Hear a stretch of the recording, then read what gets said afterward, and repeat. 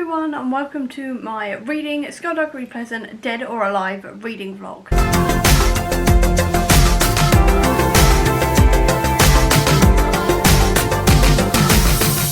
So this is the 14th book in the Skulduggery Pleasant series, which is obviously about a magical skeleton detective Skulduggery Pleasant and his partner Valkyrie Kane as they save the world from various magical threats. And this is going to be a full spoilery reading vlog where I'm talking about what happens in this book, what's happened in the previous 13 books, my predictions possibly as well for the final book, I don't know yet. I may save that for when I've read the grimoire, I don't know. But this is the 14th book and there are going to be spoilers. Apart from that, I don't really have any sort of predictions here. I haven't even read the back of this one yet because I don't want to, because I want to go in completely like without any sort of expectations like I usually do with these books. I've got no sort of predictions here whatsoever further than I know how it ends, because I did unfortunately read the email advertising the final book Dead or Alive, which did contain like which obviously contained how this one ended, so that's fun. But either way, I'm just very excited for this. I'm very excited to see where the dark-ass baby thing goes. I'm excited to see like how all of the universes and everything else is going to change, how like the fact that the King of the Darklands is now dead, how that's going to change the Darkly family and Omen and Olga, things like this. And I'm just very excited, very nervous because this is the second to last book. Very nervous indeed, but very excited. So let's get into it. I'm very scared right now. Not as scared as I'm going to be next month when I read the final book, but I'm currently very scared. Very scared. Help. I'm very worried. So I'm just up to chapter 6, so we now know who Valkyrie was training with while she was in America. She was training with a Ripper. I find that very interesting. Also, Olga's been really affected by everything that happened, and I really like that we're getting at least hints at the moment and probably a storyline about how Olga is dealing with the fact that he literally killed someone. So I'm glad we're not just focusing on the fact that like his destiny is now over and it came too soon, things like this. I'm glad we're also going to be focusing on like how he feels after he has literally killed someone at like 16, so glad we're getting that as well. And we're also still seeing the after effects as well of Valkyrie's sister getting powers, or getting her emotions back. Sorry, she's got her soul back, so she's now got her emotions, so I'm glad we're sort of getting that sort of idea of what's going to happen there as well, in terms of like how her emotions are now hitting her, things like this. Very exciting, very good start. I'm only 27 pages in, so I need to read another 130 before the end of the day to be on times, but really good start so far. Very interested to see where this is going to go. So Creed is now giving the speech, and he's saying about like the curfew. You've also got the enforcement of going to the church at least twice a week, and being told that you can report friends and family members and you'll be rewarded for that if they don't go. And then the scent wardens going around to find the people who do not agree with this. This is all starting to sound like the other universe. This is starting to sound very Mevlin from the other universe right now, because obviously he had the sense wardens and obviously he took over the world, and obviously Creed is talking about like the sorcerers taking over and like being in charge of the humans and things like this, and I'm like, that's not good. This is sounding very Universe X right now. Not good. Not good at all. Where's China when you need her? That's all I've got is China needs to wake up immediately, because things are going very badly right now. So Omen's the one now doing the saving and things like this instead of Olga. Interesting that he's doing that. I mean, obviously he had to be the one to take over, because obviously Olga's probably suffering from some kind of like PTSD or something, and it's seeming slightly more like catatonic in its way. I don't want to call it catatonia because it's not proper catatonia in the traditional sense, but it feels very much along those sort of lines, in that sort of wheelhouse of mental health issues. So that's very interesting that Omen's now stepping up. But I also like he's still reluctant to do it, because obviously he started out really wanting to be like a hero and all the rest of it, and then going back on that because of his adventures with Skulduggery and Valkyrie, where he went, no, don't like this, don't want to do this anymore. and now he's back to going on adventures again and hating it. But as well, he's with Vise, and I'm like, that's not going to end well, because Vise is a bit evil. Well, I don't even know what side Vise is on, quite frankly. Like, I think Vise is just on his own side, but he wants to kill Skulduggery at some point in revenge, so I'm a bit like, that's not good. And now he's working with Omen, and I can only see that this is going to end just very, very badly.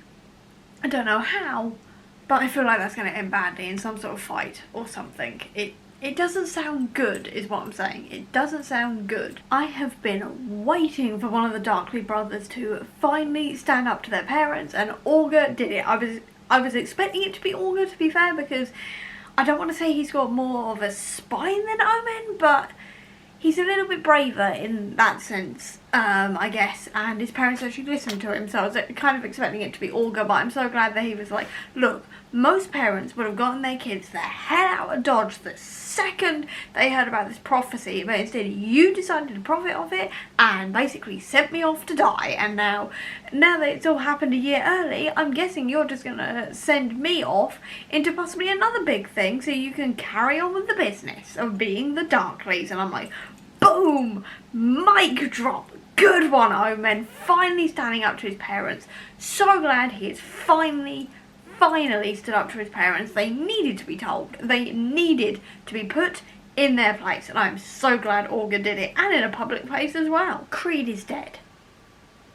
And someone killed him, but we don't know who. And I'm suddenly like, time travel shenanigans? Because we now have time travel. So now I'm like, is this like a future Valkyrie or Skulduggery or even Alice coming back to the past to kill Creed? Is it someone completely different? Creed is dead. Oh god, someone's just assassinated Creed, which means someone else has got a gun that powerful to kill Creed, and someone, I have no, I don't have words. I do not have words whatsoever.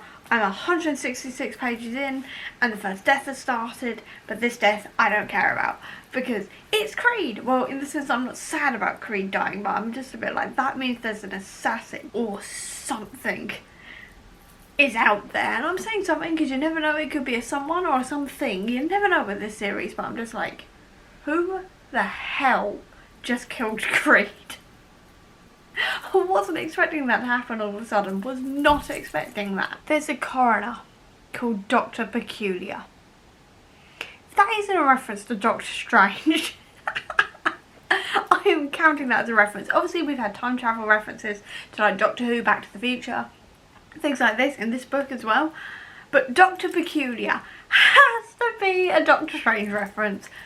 It has to be. I'm calling it now, that is a reference, because I mean, Strange, Peculiar, both doctors dealing with a wound to the head. I mean, Dr. Peculiar's like patient is kind of already dead, and Doctor Strange deals with neurosurgery, but I'm counting it as a reference. Derek Landy saw an opportunity and took it, and quite frankly, I would have done the same thing. Alice and Darkess playing together. That doesn't sound like this is going to end well. That's going to end badly. That's definitely going to end badly. I don't know how. This is going to somehow lead to the like future where Valkyrie is dead and Alice misses her or something. Unless Alice thinks she was talking to Darkess at the time, and that's why she misses her. I don't know. I'm very worried. I'm very worried right now. This cannot be good. That's all I've got. This cannot be good. So they've all just gotten shot at by this assassin who clearly knew what they were doing, because they nearly managed to actually kill Valkyrie and Skulduggery, which is one hell of a feat in itself. And I'm like, who the hell is this assassin? Because they are obviously very, very good. Also, the school or someone is mind screwing with some of the students, like Axelia and the one who's just been exposed, his name I've completely forgotten. So that's not good. Skulduggery's being blackmailed by someone as well, which I never thought would happen, and quite frankly that's going to bite that guy in the arse, because you don't blackmail Skulduggery and get away with it, let's be honest here. So that was very, very interesting. I'm very excited to see where that goes. And now they're in a Rolls Royce because the Bentley is screwed. That car sounds amazing. That car, I don't like cars. I'm not into cars. This sounds epic. But also, I love the fact that we're actually getting like Valkyrie actually seeing like all of the blood all over all of the seats of the Bentley and going, I could have died. Because it feels like the first time she's probably gone, I could have died, and it sort of hit her. But also I think it helps that Melissa was also there, being like really mad about it, because obviously she doesn't want Valkyrie to die, but it could happen because she just got shot at by a very, very competent assassin. So I think it was sort of like Melissa's worry sort of kicking in that caused Valkyrie to go, wait a minute, that wasn't good. And I quite like that, because it means that we are getting that idea now of what happens and how dangerous things can be. So I really like that. And I've also just had a thought, because we've also had the conversation between Omen and Olga about what Olga's going to do now and how he's thinking of changing his name. And I've suddenly gone, what if he changes his name to Sebastian? What if something happens and it's actually Olga who's Sebastian, and he's... Because he keeps on saying he's trying to heal the world and things like this, and he wants to heal it because he's caused so much death and all the rest of it. He wants to become a healer. And Sebastian, in his weird messed up way, is trying to also save the world via Dark S. And I'm just wondering if possibly it's Sebastian and Olga becomes Sebastian. I really hope not, but I'm starting to worry that he will be. I don't know, it's just in my head now. I know everybody else has said that it's Sebastian's probably Omen, but now I'm like, what if it's Olga? What if it's Olga who becomes Sebastian? Because that could get awkward and difficult to deal with. He called himself Cadaver Kane. My heart.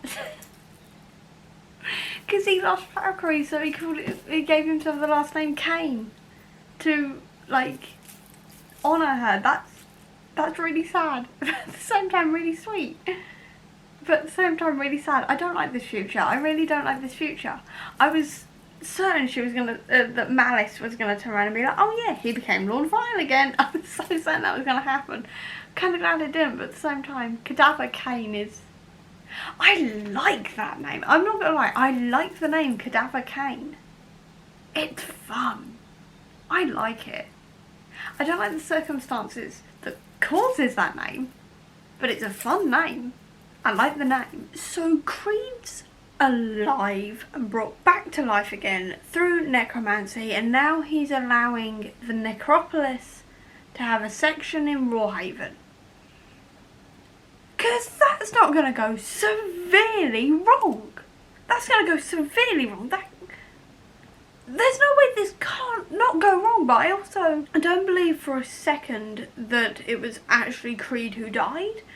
I've got a feeling it was a reflection or something similar, and the real Creed was in hiding and they're just pretending he was brought back, because that is just the kind of thing he'd do to like bring more like followers and boost belief in the faceless ones. But I'm just like, whoa, didn't see that coming. Cadaver's doing all of this wibbly wobbly timey wimey, I have seen the future, Lord Vile and all the rest of it, and I'm just like trying to get this through my head. Time travel is confusing to read about. I love reading about time travel, but it does confuse me on occasion. But that's quite interesting that Vile knew all of this was coming and everything else, but then he took it out of his memory when he became Skulduggery again. But then Skulduggery saying if he went dark again after seeing what happened to Valkyrie and the Faceless Ones and everything, he'd go back to Lord Vile and he would never like come back again. I find all of that really interesting. But one thing is that Tanith saw Skulduggery become Lord Vile at the end of the last book, and she hasn't mentioned it again, and I'm like, can we have like a short story or something where she like comes to terms with that? Because that'd be quite interesting. But also actually talking about Lord Vile and all the rest of it, I don't trust Cadaver. Everything he has said so far, I'm like, I'm not believing you. And I'm still not believing him whatsoever about all of this. I'm just like, I don't know. I just think he's lying somehow. I don't know how, I don't know why, but I think he's lying. But I am enjoying his interactions with Skulduggery. To see Skulduggery versus Skulduggery is very, very fun to watch, if very confusing. I feel slightly sorry for Valkyrie because she's got to deal with two of them. For like hours while they were in the car, she had to deal with both of them, which could not have been fun, especially considering the subject matter. I'm really liking this little like team up between Cadaver, Omen and Crepuscula. I really like that. I really like the dynamics that a lot of them have got, but I also really like as well how Crepuscula and Omen are sort of not exactly mirroring Skulduggery and Valkyrie at the beginning. I quite like that, but also like Sebastian. But I'm also really liking Sebastian's conversation with Darkess, who's now 12.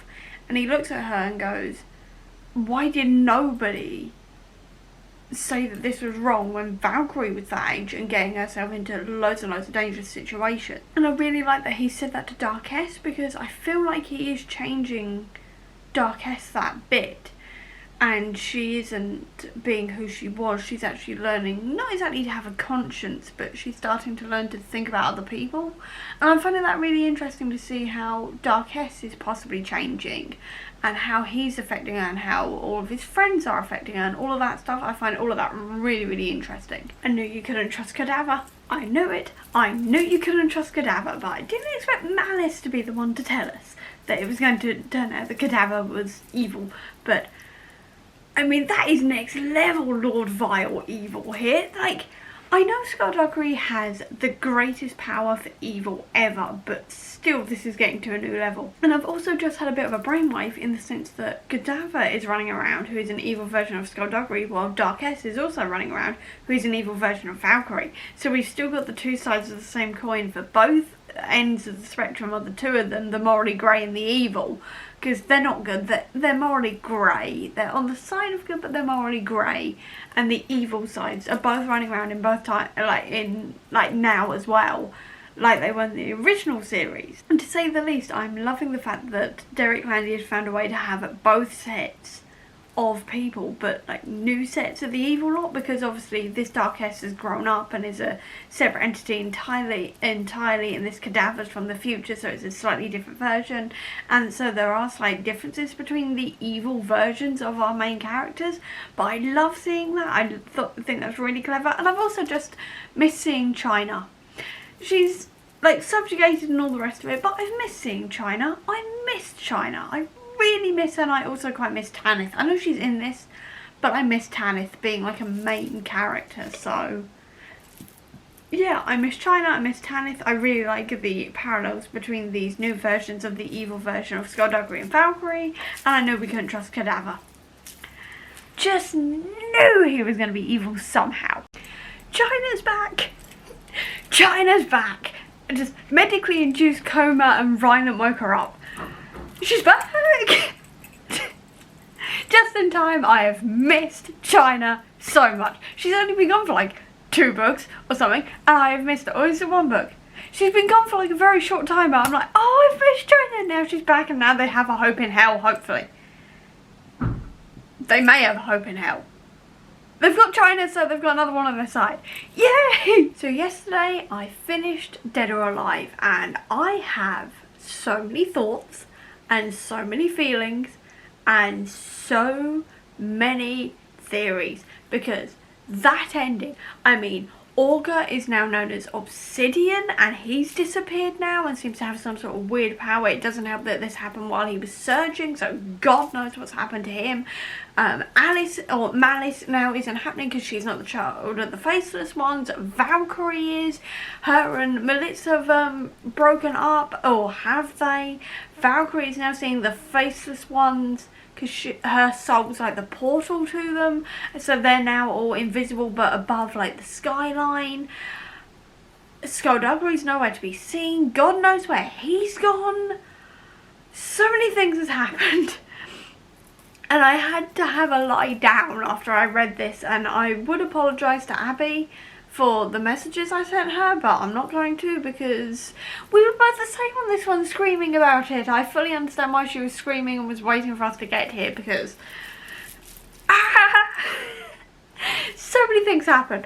Oh my god, I've got so many theories. Obviously, I also forgot to mention that Dark S has now been captured by Creed. China's back, which is amazing, but she's on the run with Tanith and everybody. So it's like, it's all over the place. And what I've got to say, instead of just recapping what's happened, is that I love how this has now gone full circle. So we are now back to the original villains we had before. So we've got, like, Lord Vile is causing problems in the sense that obviously Lord Vile's known everything that's going to be coming because he went to the Vidu D and saw all of it, but he forgot about it. But I'm like, has he forgotten about it? Has Lord Vile been sort of plotting things and planting things this whole time? Because he could have been, we never know.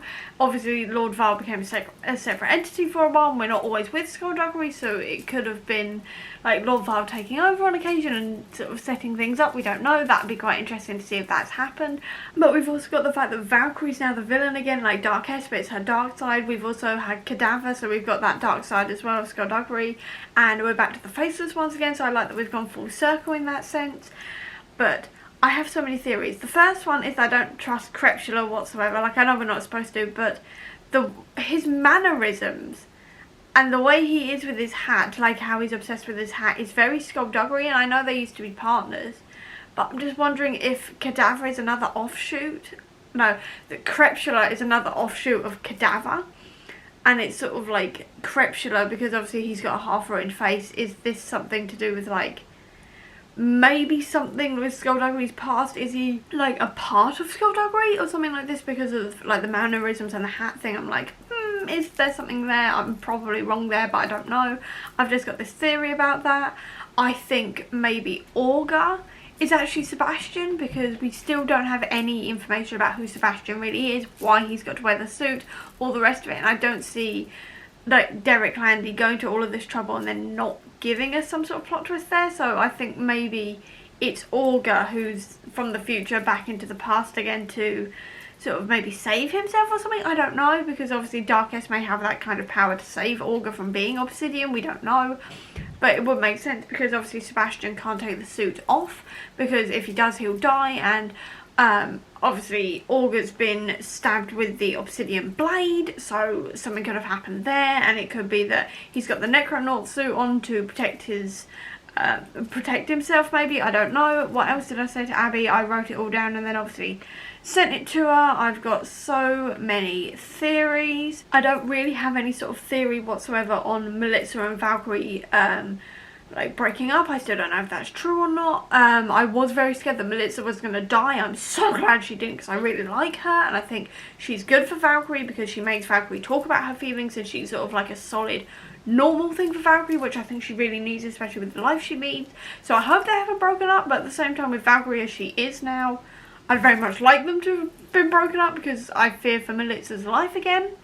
I don't know where Skulduggery is, and I have a very bad feeling that this evil Valkyrie has somehow overpowered him and has got him tied up somewhere, because obviously as well, Cadaver, not Crepuscula, Cadaver had the thing that can disrupt Skulduggery himself and sort of like knock him out for a while. So if he's got something like that, what if Valkyrie stole it and is now using it to keep Skulduggery out of the way so she can do what she needs to do to bring back the Faceless ones or something? I'm very scared, because I don't see Skulduggery letting Valkyrie off the hook for this one, because obviously he usually waits for her to tell him things, but at this point I feel like he'd just be like, no, this isn't right, you are now the child of the Faceless ones, this has all gone wrong, you're not you, and would have tried to sort of stop her. So I've got a feeling that Skulduggery may be in some serious trouble here, and that Valkyrie's overpowered him somehow. Also, back to the Crepuscula thing, it is mentioned that he changed his name and everything, so I feel like there is going to be some big twist there, because again, Derek Landy doesn't put these types of hints in without it being like meaning something, so I think there's going to be something going on there. There's so many things going on, there's so many moving parts. This is ramping up to be one epic finale, and until the end I am shook. I don't know what to do with myself now. I'm sort of vibraty after all of this. I've only just calmed down. I couldn't sleep last night because I was too busy thinking about this. This was just an incredible, incredible book. I am so obsessed again with this series. I mean, I never wasn't, but like this one just ramps it up even further in terms of like all of the plot lines and everything. So I'm going to give it like a 4.5 to 5 stars. I haven't quite decided yet, but this was an epic book. I've got so many theories. I cannot wait to see where this final book goes. So I am also terrified because someone's going to die. Somebody's definitely gonna die. There's no way that like a main character or 300 like all of them are gonna die or something like this. I'm certain of it, but I'm scared. I'm so scared. We're not going there. We're not going there. I'll go read the grimoire first, and then until the end it's fine. We're sticking to Dead or Alive. So now I'm going to leave this video here because otherwise I'm just going to be talking for hours and hours and hours about all of this. So I hope you enjoyed this video. If you did, please do give me a thumbs up. Comment down below, tell me what you thought of this book the first time you read it. I'd love to know. Or if you don't have that much time, leave me a skull emoji down below to let me know that you were here. I'll also leave a link down below to all of my social media if you want to check it out, including to the Comic Book Sanctum, which is my website dedicated to Marvel Comics, which does have stuff on Derek Landy's Marvel comic work if you are interested in that. I'll also leave a link as well down below to my Etsy and Redbubble store, which sells bookish merch and bookish bullet journal stuff if you're interested in that, or if you just want to see my reaction to the grimoire. And until the end, please click subscribe here, and over here will be the link to my previous video. But until next time everyone, bye!